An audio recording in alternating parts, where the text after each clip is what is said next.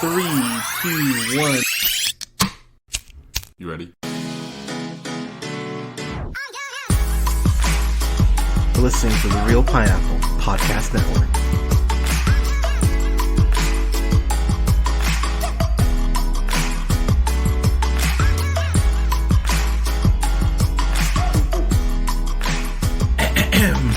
Good evening, ladies, gentlemen, theys, and gays. This is the Real Pineapple. This is your humble host, Hunter, here. Hope you're all having a great start to your weekend, your week, whenever you're checking this out.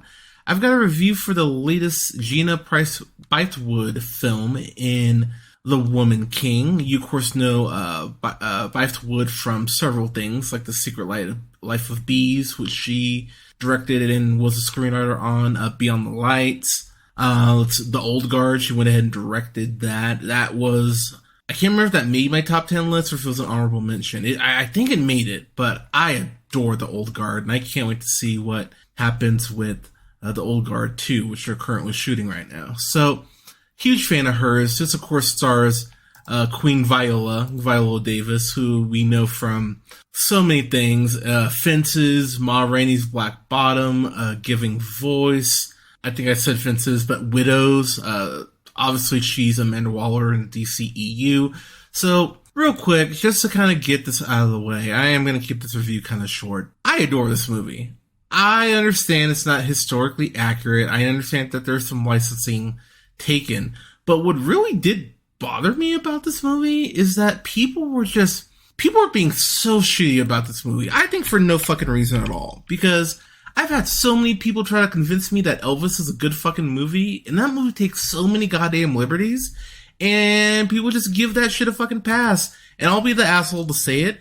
It comes across as, oh man, this is a predominantly woman of color film starring women of color with a woman of color behind the camera. I wonder why we're going to judge this fucking differently. And I know some people will go, I just didn't like the movie. If you're telling me that that doesn't come into play more often than not for why people aren't liking this movie, I think you're 1000% fucking wrong, for those people who aren't liking it. I dug the hell out of this. So let's just kind of get into it here. Viola Davis plays, Nausicaa, I believe is how you say it. She is the leader of the Agoge, I believe is how you say it, which is actually the influence for the Dora Milaje in the Black Panther comics, fun fact. So this takes place in the African kingdom of Dahomey Dahomey? I'm gonna go with Dahomey. Dahomey would just be funny, but Dahomey in the 1800s. And so basically, and they get this out of the way to start the film. They talk about the fact that they were selling slaves, their own people, into slavery. And so people going that the film's not historically accurate, yeah, you're not wrong, but at the same time, it gets what I think most people's biggest gripe would be out of the way immediately, and talks about it at multiple points. John Boyega's King Gezo brings it up multiple points about how he wants to be a nation and rule this nation without using the slave trade. And what's so fascinating about that is how that's constantly brought up. So, obviously we have the whole tribe that the Agoge are fighting against, which is probably the main plot, but the other plot, okay, so there's a couple plots in this movie. That's probably the main plot, the Agoge fighting their rival, this rival tribe. It's probably the main fight or the main conflict. But then we have this woman who doesn't want to be sold. How do you want to say this woman? This young woman in Thuso Badu is what I'm gonna go with. She plays Nawi, and what's interesting about Nawi is that she has a backstory that the film does a good job of filling in as the film goes on. What I love about Nawi is that her dad goes ahead and is fucking abusive as shit to her because he's trying to go ahead and sell her off to this rich husband, and she goes, fuck that, I'm my own person, I don't want to do this. And one of the cooler action beats in this movie, first off, the film opens up with an action scene that kicks so much fucking ass, and considering this movie is PG-13, I gotta give him a lot of credit for actually making the film really intense. And I mean, you see blood at some points, but the film does a good job of getting what's happening across without it having to be R-rated. It's a really fine line that the film walks, but it walks it absolutely beautifully when it comes to the action. That's one thing I'll say about Gina Price Bythewood in direction here. I think the Old Guard was a natural progression to how she's grown as a director. Because even the stuff in Love and Basketball is really well shot. This really feels like her at the height of her powers. It feels like everything she's done before this has led to this moment for her. And I'm really happy for her because this movie will get Oscar buzz. Viola Davis will get a Best Actress nomination. This film most likely will get Best Costume Design as well. Maybe even Best Cinematography. It might get that, but this film just screams Oscar contender. Lashana Lynch, who plays Izogi, she is so much fucking fun in this movie. She's funny. She's charming. It was so cool to see her in something like No Time to Die and see how she can be this incredible screen presence and go toe to toe with someone like Daniel Craig even. And of course, you know her from Captain Marvel as well. But I was so happy to see her in this, and she takes Nawi kind of under her wing, and she has some amazing comedic beats. All the action stuff with her kicks so much ass, and she's a strong black woman in this. And the thing I love about the way how this is shot, you get these amazingly cool, just sweeping shots of Africa. The way that the costumes are shot in frame, and the way that the light is like reflecting off of costumes and reflecting off of certain things. It's so beautifully shot, and you feel like you're there. It's really, the location almost feels like its own character, which I love about this movie, and it just kept me so engaged. It made me feel like I was really there watching all this. Other character I want to bring up is Sheila Atom, who plays Amenza. Her and Namiska have this really cool back and forth, and not oh my god, I'm gonna get butchered in this. Oh my god, Naniska. There we go. That's what I'm gonna go with. She and Ameza have this really cool back and forth as far as she feels like the only person that Naniska respects, and the way that she talks to her, not everyone gets to talk to her like that. And Viola Davis plays that aspect of a hierarchy within the Warriors group. She plays it really well. And it's something that extends into certain subplots as the film goes on. You can probably figure out what's happening with Nawi and Naniska. You'll probably figure it out about 30 minutes in. Like, I was kind of sitting there going like, well, okay, I think it might be this. When it is revealed what's kind of going on there, I went, wow, I really like the way you actually executed that.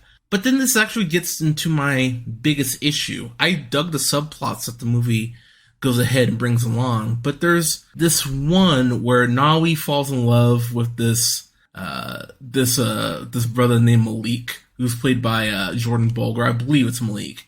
And what's really irritating about that is just that kind of that cliche, oh, I'm a woman who discovered her independence. Oh shit, here's a dude. And I was talking to Nick over on the Afternoon Tune. Shout out to Nick and Josh over there. I was talking to him tonight about it, and he was going, well, that was just something that I just kind of checked out of whenever the film was on. And I was never checked out on it because I get what they were trying to do. I just didn't think that it hit in the way it wanted to at points, but it never really took me out of the movie. I was like, this is fine. This is fine for what it is. But if you'd gotten rid of that subplot, I think you would have had more time to focus on the Warriors, which I think this film does a great job of doing anyway. But you can never have too much character development, really. So I was again, not enough to break the movie for me, but it is like the one gripe that I would give.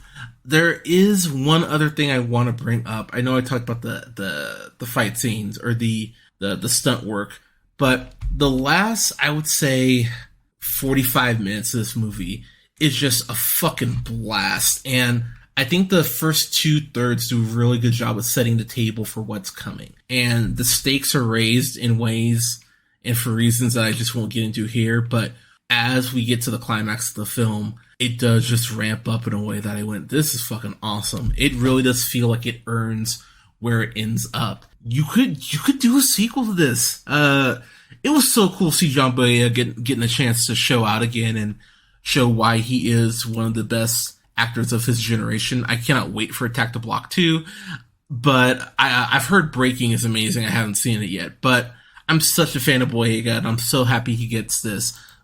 Playing King Gezo, he has this incredible, this incredible just authority about him. When he speaks, you're just kind of sitting there going, damn, he speaks with such conviction. He feels truly like a king. And it's so frustrating to think back with those Star Wars films, how he's so great in the first one, and then they just don't do anything with him outside of when he's talking to Oscar Isaacs, which Finn deserved more, and it just sucks that the ball was dropped with his character. But outside of that, I've talked about the action. I think the performances are top notch. Outside of that one subplot, that's really my biggest gripe about it. I love the score. I love the cinematography. I love the way that it felt like everyone, as you young kids say, knew the assignment. Everyone fits her role perfectly. I was so happy for Viola Davis. She will get an Oscar nomination for this. I'd like to see Lashana Lynch get one for supporting, honestly. She's just as great as Viola, in my opinion, for what she needs to do and what her character needs to do. So, this is a A+. It's not quite a fan-fucking-tastic because of the subplot there. I dug the hell out of this. I cannot wait to own this, and I can't wait to watch it again. The Woman King, what'd y'all think about it? Have you seen it? What'd you think? Let us know in the comments. You can follow yours truly on the Twitter at JHunterRealPineapple. You can follow us on Facebook at The Real Pineapple and Real Pineapple Games. That's REEL, Pineapple. Go ahead and like those. You can find us most places you listen to podcasts: Apple, Google Podcasts, Podbean, Stitcher, iHeartRadio, Spotify, Amazon Music, TuneUp, and Samsung Podcasts at The Real Pineapple. You can follow me on Letterboxd at Black Shazam, just at Black Shazam, and you can follow me on TikTok at Black Shazam 775. Thank you so much for listening, everyone. We're going to have the Real Spooky series kicking off here next week, actually, since it is actually October 1st when I'm recording this. So a few movies we're going to have reviews for this Halloween month. We're going to have reviews up for Full Bars, the Bob's Burgers episode. I'm going to talk with my friend Cassandra about that, Lord willing. Really excited to talk about that episode. I love that episode of Bob's Burgers. We're going to be talking about the Scream franchise, reviewing all those films. I've never seen the Scream films, so I'm actually really excited to watch those and review them for my first time guest Buck, my friend Buck, who is obsessed with those movies. We're going to have reviews up for The House of a Clock in Its Walls, Casper, Do Revenge, and some other stuff. Halloween Ends as well, and Halloween Kills, and the original Halloween. So, yeah, keep your eye out for those reviews. I'll be getting into that more as those start to come out. But everyone, thank you so much for listening. Stay safe out there. Take care of each other. And yeah, we will talk to you soon.